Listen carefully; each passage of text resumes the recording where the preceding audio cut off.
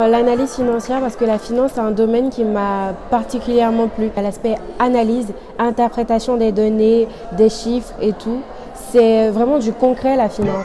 Durant mon stage en Italie, j'ai travaillé avec un groupe de personnes et j'ai énormément appris. À la base, mon stage était sur la comptabilité. Mais au-delà de la comptabilité, j'ai appris particulièrement dans le domaine financier.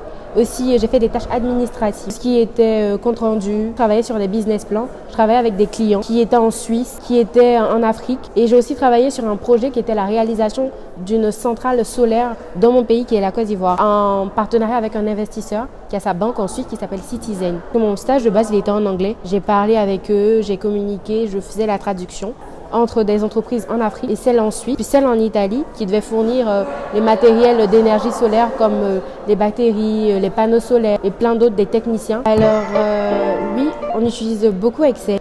Énormément, il faut maîtriser l'environnement et tout. C'est pour ça que l'école nous permet de faire des certifications en Excel, de faire des certifications sur le TOSA, l'AMF et tout. C'est pour maîtriser l'environnement. J'ai utilisé des logiciels de système d'information, PowerAMC et Microsoft Project. En 2018, j'étais au Maroc, à Agadir, où j'ai travaillé sur un projet de faisabilité que je devais soutenir pour valider mon diplôme. Et l'idée que j'ai proposée, c'était la création d'un village écologique. Sur ce projet-là, on a fait la partie RH, on a cherché des subventions de l'État à Agadir, à Ida Outanan, on a trouvé des subventions. Après, on a vu les employés qu'on allait avoir, comment on allait les payer avec le minimum légal. On a tout étudié jusqu'à montrer que le projet il était fiable, il était faisable et que la partie financière était rentable.